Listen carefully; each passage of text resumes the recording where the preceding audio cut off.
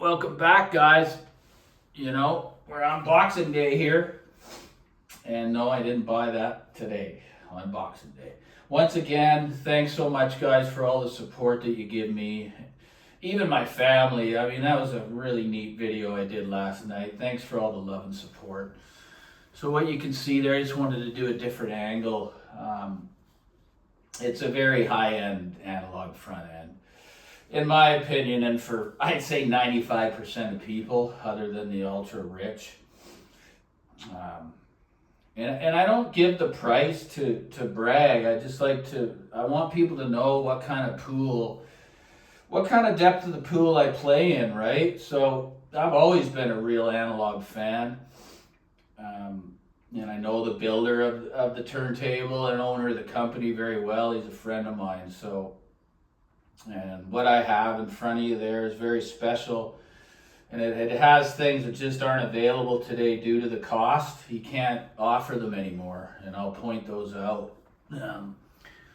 So for one thing, what I will say, see how that would look. Yeah, okay. I don't know if you can see it, but for one thing that's different today that you just can't get without, I don't even know if he would do it because of the cost, is the angled platter. So I chose that because I really, really like the plinth shape, and I felt that the angled platter really accommodated the aesthetic of the turntable better than what's offered today, which is the straight one. Now, the reason the angled platter is, it doesn't make sense, but it actually takes more material to build it.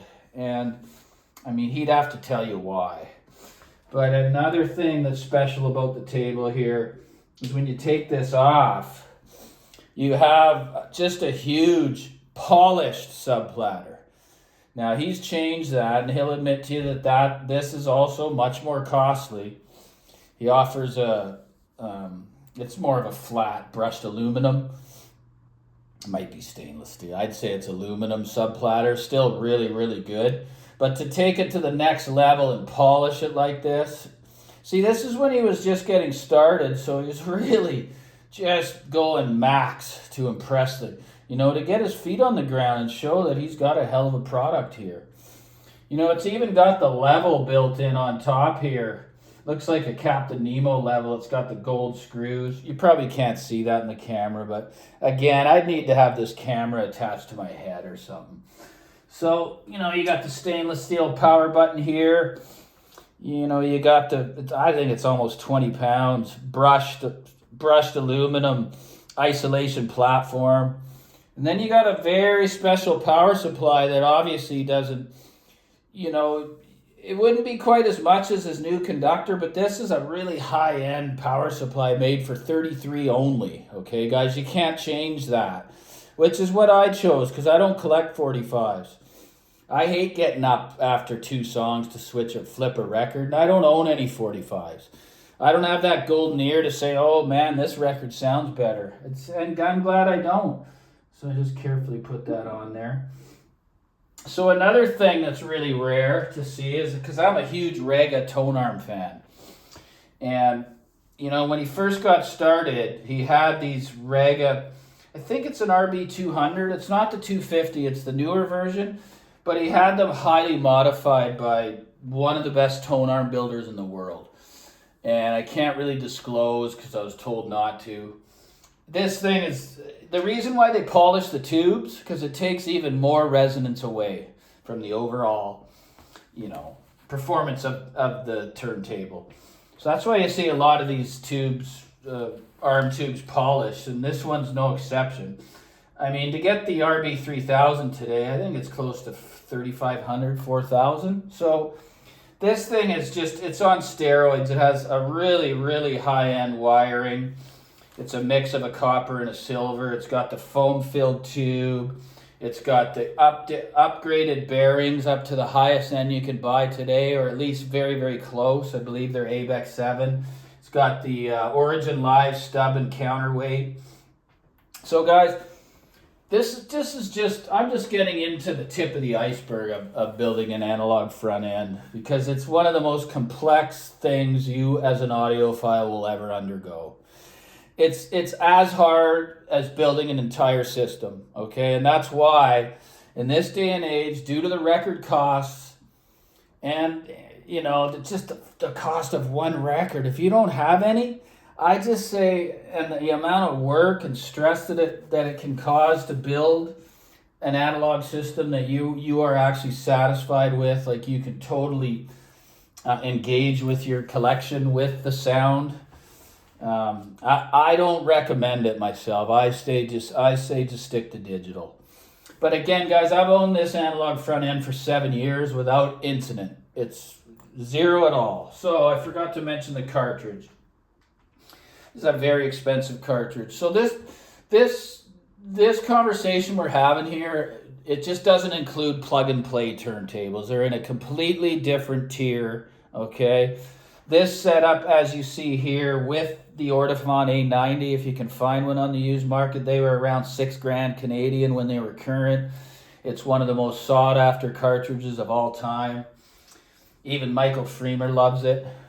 And I don't care what people say about him. He's an analog expert, and it can't be denied. So anyway, I've had that cartridge for a long time. I arrived there by luck, as I was having a lot of stress trying to get that right signature that I love. But anyway, 7 years, so you're looking at around $17,000 as it sits to replace this system. So I'll just come down and relax here a little bit. So that's what I'm saying, guys. I had lots of trial and errors, tried to build this multiple, you know, component chain, being phono preamp one.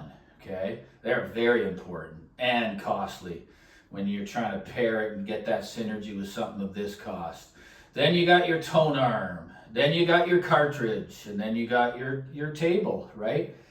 Power supply. So that's a lot of things to get right, and it can become very, very expensive. So I mean, the first thing that I always blamed the turntable as a whole when I was new at this. I thought, man, I don't like the sound of this, so I'm just going to so-called upgrade the turntable. Well, you got to start at the source, which is, in my opinion, the cartridge. It's the thing that's reading the information that's being presented to you. So once I did that on advice of John and went from this more sleepy pipe and slipper type presentation of one of these clear audio, forgot the name of it. It's a very good cartridge though. It's the highest end moving magnet they make. I found it very sleepy and just not suited for the music that I liked. So, and it was around $1,100. So I thought, well, I'm going to try Ortofon family. I'm going to go to the Quintet Black, okay? And honestly, guys, it saved me from selling the turntable. I was going to get rid of this thing. I was blaming the table. That changed everything for me. And then I thought, of course, you know, our minds, we want to, sometimes we want to get better, or our compulsiveness wants us to change when we really don't need to. But I thought, hey, this is an expensive setup, and I think it wants more than $1,000 cartridge, right? So I went on this Ortofon journey where I tried 4 or 5 higher end cartridges. I think I went right from the black, the Quintet Black, right to the Cadenza Black, it's over $4,000 today. Thinking automatically this is just going to be the most unbelievable thing I've ever owned. And guess what, guys? I didn't like the sound. It was too detailed, too analytical, never bright. It just wasn't for me, so I was stumped again. And I did more reading on these families because Ortofon has a family of colors where they go from the blue, the red, the blue, the bronze, the black. And they almost have that in every line until you get to the really high end. So the last family or line, which is the Cadenza, offers those colors, which are supposed to be improvements. In my opinion, they're just differences, okay? Meaning that what might sound better to someone else at more money may not for someone else, right? So, and that's the same in this hobby for a lot of things. So I thought, you know what? From what I'm reading, I think I'm going to like the red, the Cadenza red, which is still, to buy today, is pretty expensive. And I got one used for a really good price, man, and I just went, oh my God, I like this better than the black, than the Cadenza Black. It's like a third of the price. So I sat with that for a while, and then I just thought, okay, am I willing to risk to get that all-time cartridge that I've always wanted? Even just due to the aesthetic and the way the body is built on the A90, they use this, it's almost like a 3D printer, which is a SLM, stainless steel laser melting machine. So what it does is it builds the body, right? You can even see the little lumps on the body when you look at it up close. It's an incredible build process and tooling to do such a thing. But one came up used at a really good price, and you know, you got to take a risk when you're buying cartridges used. You got to really do the research on the seller, ask lots of questions. So, you know, the thing showed up, and I was just praying for more of the red, but not too much when it heads toward that black that I just disliked. And man, once I started listening to it, guys, it's been here for years. I found the cartridge. Is there going to be better out there and something that may even cause me to enjoy more? Of course, but I'm not willing to go there, right? I am content with my analog front end that I've had for years here after many trials and tribulations, right? And I know that you analog fanatics out there with their high-end turntables, and I know how to set up a turntable as well. At Michael Freemer level, no, I don't. But I know how to, you know, balance the arm, and I don't get into the rake angle and all that stuff. I just use one of these simple setup tools, right? And I have a really accurate scale. And that's about as far as I go. So you can become just a freak doing that too if you like. So be it. They're just too fragile and too expensive to mess around with breaking one of these boron cantilevers. It'd be just hell. I think the retips are $4,000 for this thing. So anyways, yeah, I mean, that's kind of the analog journey in a nutshell. And I've had some very high-end phono stages, in my opinion, connected to this turntable, up to about, I don't know, $9,000. And it's funny, the one that won over, you know, I had the Air PH5, I had the Modrite 9.0, I had the Sutherland Duo, which is 2-chassis monoblock.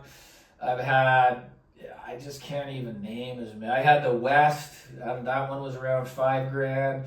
I've had a lot here, guys, and the one that won the day over all of them, which I knew right away upon plugging it in, was the Blue Circle.